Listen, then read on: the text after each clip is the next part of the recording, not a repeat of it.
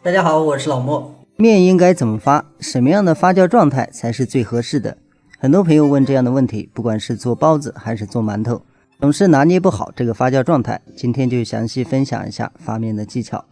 发面之前，大家一定要知道面粉应该怎么选。比如说咱们在家里面做包子或者是馒头，就用中筋粉，因为中筋粉筋性适中，发面特别容易，发酵的速度也会比较快。咱们正常制作包子或者是馒头，它的状态也好控制。确定的面粉，接下来是酵母的用量。咱们正常1斤面粉加3到5克酵母，这个范围都是允许的。咱们发面的速度呢也会比较正常，除非遇到低温天气，咱们需要把酵母提上去，然后把水温也提上来。水温的控制在35度以内都是比较好的。这个温度下发面的速度比较稳定，不容易发过。不管你是新手还是老手，只要这样操作，咱们做出来的状态就不会那么差。另外一个就是加水的量，这个水量呢，咱们要根据自己想要的不同状态，比如说想让它整体形状更好看，咱们水量呢就不需要多加，一般是面粉的一半多一点就 OK。 这时候有朋友会问，有没有一种发面咱们可以做任何一样面食？当然可以，咱们在和面的时候加水量稍微多加个30到40克，这样的状态下咱们发好之后就可以做任何一样你想做的面食，不管是包子、馒头、白吉馍，各种发面东西都可以制作。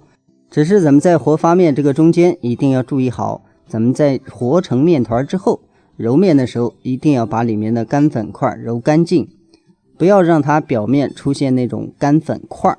如果是这样，咱们稍微一风干，它表面这个呢就发硬，咱们做出任何一样面食口感都不会好。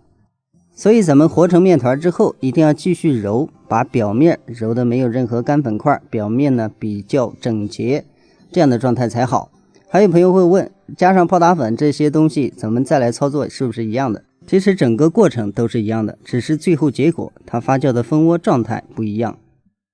面和好之后，发酵这一步不要看时间，而是看温度，温度合适发酵的就比较快，但是最终发酵的状态一定要认准。大家可以看咱们这个面团发酵好之后，大家可以看表面嘛，这个状态呢基本上是没有太多的变化，只是咱们轻按能够完全浮起，这个状态就已经发好了。如果说咱们再发的特别旺盛，这个时候这个面的支撑力就会变差，咱们做各种面食就容易出现塌陷的问题。咱们拆开之后，大家可以看一下它里面这种状态，看表面或许变化不大，但是它里面的蜂窝已经比较多了，这个状态就比较好，也就是我常说的 1.5 倍大的状态。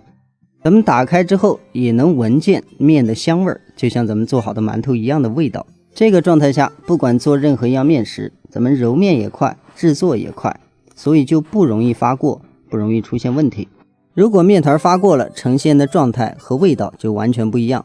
发过的面团咱们闻一下，它会有一点微酸，酵母味特别浓，这种状态就是发的比较过。而咱们今天这种状态，咱们揉面比较简单，几分钟就能把它排气排空，揉面比较紧实。再比如说咱们面发的比较多，10斤或者是20斤，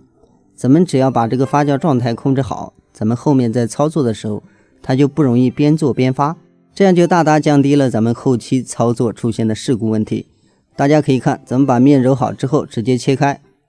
看一下里面的组织，咱们随便揉了一下，大家可以看到里面的蜂窝基本上就不见了，特别简单就能把它揉成这样的状态。这样咱们这块面团就可以来制作各种面食了，包括包子、馒头、花卷、白吉馍，这些都可以做。今天和的这块面咱们就做几个白吉馍来看一下。揉好的面分成50克一个的剂子，咱们直接按扁，再用擀面杖稍微擀制一下，擀的时候呢不用擀得太薄，稍微偏厚一点，这样做出来咱们夹东西就比较好夹。大家可以看到咱们擀面的时候呢也比较轻松，也不会出现奇形怪状的问题。咱们把面饼擀好之后，稍微撒一点面粉，接着咱们电饼铛里不需要加油，也不需要提前预热，直接把面饼放进去。这样咱们开火之后，随着温度升高，它有一个2次发酵的过程，咱们用中火就可以了，焖3到4分钟，开盖。开盖之后的状态呢，基本上就是这样。翻个面之后，继续保持中火，再焖4分钟，再次开盖之后就可以出锅了。大家可以看，咱们做好之后，它的发酵也比较圆满，咱们青案呢也能够很轻松的浮起，也不会出现死面问题。对于咱们新手和发面，最主要的是控制好发酵的状态，不能让它发旺。再一个呢，就要注意好面粉的选择、酵母的用量，包括水量、水温、发酵环境，这些东西只要注意好，咱们做任何一样发面东西都比较容易。好了，咱们今天的视频就到这里，下期视频再见。